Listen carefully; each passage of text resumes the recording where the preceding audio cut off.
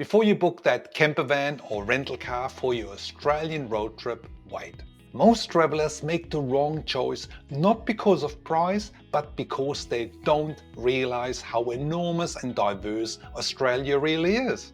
So here's what we'll cover: travel style and experience, time and distances, depot location, where to stay, weather and seasons, and finally a real cost comparison between camper vans and rental cars in Australia. Okay, number one, style and experiences. So as a first quick note before we dive into it, there's a big difference between a camper van and a motorhome. Camper vans are usually converted vans, compact, simple and often without built-in shower and toilet. Perfect for younger couples who pack light. Motorhomes are larger with full kitchens, toilet and shower facilities and a separate sleeping area for families that can accommodate up to 6 people. Now let's have a look into the Drive Now comparison website, which is very helpful as it lists a wide range of vehicle options with policies and costs. So we have the Drive Now comparison sites for camper vans and motorhomes here. For Australia, we've selected Perth, Darwin, 1st of May, 26th, 20th of May. So let's have a look at what kind of options the system gives us.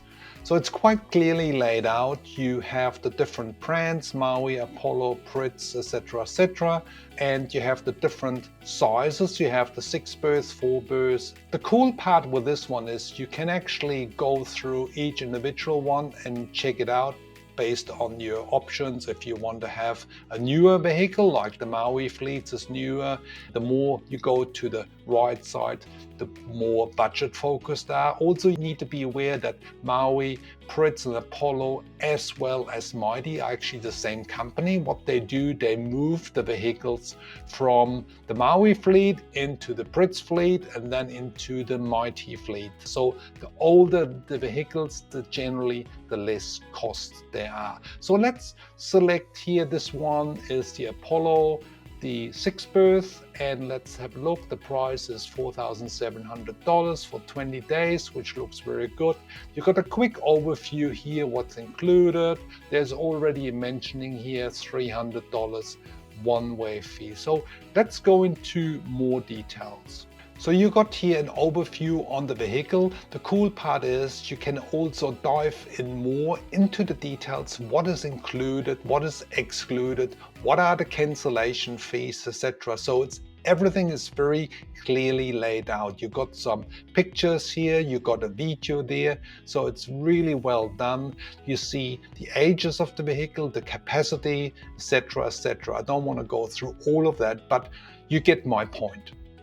Now, if you click here the book button, you come to the booking site, which gives you these options, the insurance options. This is key. Let's have a quick look here what we got. At the moment, we have the standard insurance option, which is basically with an excess. Those excesses are obviously quite high. This one is $7,500. So keep in mind, wherever you can click on the plus button, there's actually more explanation, and I find this really helpful. So let's go for the Platinum pack, which obviously includes a lot of stuff like picnic tables, chairs, additional driver, etc., etc. So again, you can book additional options like prepaid gas for the gas bottle, etc., etc. So this is very helpful for you to select the right vehicle, as well as to see exactly what kind of cost you face. You can check out the link in the description box below and dive into much more details. So what is the advantage of a camper van or motorhome? Flexibility and independence. You're carrying your accommodation, food, water supplies with you, providing your own meals along the way. Of course, there are other aspects such as the driving distances and costs. One thing to note, even though motorhomes have shower, toilet and kitchen facilities on board, many travelers will be using motor parks and campgrounds along the way which offer those facilities too. This will add to the overall cost. I'll talk more on the cost side later in this video in the cost overview. One thing to keep in mind, with a larger 4 to 6 berth motorhome, you're driving something the size of a small bus. Parking becomes a strategic operation. Every evening you set up camp, every morning you pack down again. So this is something you get used to, especially if it's your first motorhome trip. Now, the rental car experience. When you travel by rental car in Australia, you got incredible flexibility. There are over 250 pickup and drop-off locations nationwide, meaning you can start in one city and finish in another location without backtracking. You handle narrow country roads with ease, cover longer distances faster than with any motorhome, and best of all, you stay with locals in motels, hotels, bed and breakfasts and cottages along the way. Let's have a look at rental car options in the Discovery Car Comparison website, which is very helpful as it lists a wide range of rental options, policies and costs. We've got Melbourne Airport to Adelaide Airport traveling in the summer season in February, March. So let's have a look what we can get here.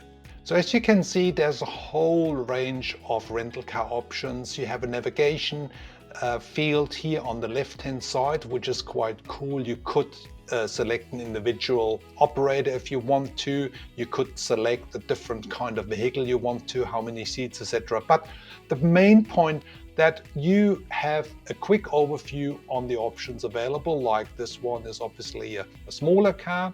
And let's go a little bit further down to something a little bit more substantial in respect of car size. Here we have a intermediate SUV, which looks quite good. This is obviously the different operators. You can check out the feedback on that. So let's go quickly through this rental option for this SUV pickup, Melbourne Airport. So one word about airport pickups in Australia. With the large operators like 𝗬𝗆𝗆𝗃, Budget Hertz, where you pick up directly at the terminal, there are huge airport pickup fees. They're 20% and more. Therefore, what these smaller operators do, they actually have a free shuttle service. They pick you up at the terminal and they transfer you to the nearby depot. It's often only a few minutes away, saves you a ton of money. Here quickly, let's go through the policies. We have the cost of the rental and the one-way fee of $200. So this does happen especially on the Great Ocean Road between Melbourne and Adelaide, so keep that in mind. There is a standard insurance cover with excess. So let's have a look at this. So if you use the full cover, then obviously all these tick boxes are covered. So if you have an accident or if there's a damage to the car, this is all covered. If you want to reduce the cost, you can do this, but then you will have a much higher insurance excess, which is usually about $5,000. So what I normally recommend, use the full insurance cover. Down here we have the overall cost. We have the rental cost, the one-way fee and the full coverage for the insurance. You pay part of it, $139 now, and then when you pick up $385. Again, you can check out the rental car link in the description box below. But here's the real game changer. With rental cars, you can mix and match driving and flying. Use domestic flights to skip long, empty stretches and spend more time exploring. If you only got 2 to 4 weeks in Australia, this combo approach gives you far more time in the places that matter. Now let's talk about timing and distances and go through some itinerary samples. If you find this video helpful, please hit the subscribe button below to stay in touch for more helpful travel videos to come. And to make your planning even easier, I've put together a free Australia travel planning sheet. You find it in the description box below as well. Number 2, timing and distances. Australia is massive. What looks like a short hop on the map can become a full day's journey. Here are some real-world examples. Melbourne to Adelaide via the Great Ocean Road is about 1,000 kilometers. You need at least 3 to 4 days to do it properly. From Perth to Broome, it's 2,400 kilometers or 1,500 miles. You really want 10 to 12 days for that stretch with stops along the way. Also, this is a route you want to take between May and October. I'll talk about travel seasons soon. Darwin to Uluru and to Adelaide. This is over 2,600 kilometers, 2,250 miles through some of the most remote landscapes on Earth. Please plan at least 14 to 16 days for that route. Now, here a little bit about the Campervan motorhome reality. With a Campervan, plan for an average speed of 80 kilometers per hour on open highways. My golden rule for motorhome travel: limit yourself to 4 to 5 hours driving per day. Any more and you'll arrive exhausted and miss the whole point of slow traveling. With rental cars, you can move much faster, an average 90 to 100 kilometers comfortably. So here's a quick sample itinerary for a 3-week trip with a rental car and the flight combo. Arrive in Sydney, have 3 nights, do day trips without a car. Fly from Sydney to Cairns, it takes about 3 hours instead of 30 hours driving. Pick up a rental car at the airport and travel up to Port Douglas, stay for 5 nights. Back to Cairns Airport and fly to Ayers Rock, Uluru, stay 2 nights. Rent the car locally if you want. Then fly from Ayers Rock to Adelaide, head over to Kangaroo Island, have 3 to 4 nights, rent a car locally on the island. Fly back to Adelaide, rent a car and travel the Great Ocean Road for 4 to 5 nights to Melbourne. Return the car and stay another 2 nights in Melbourne.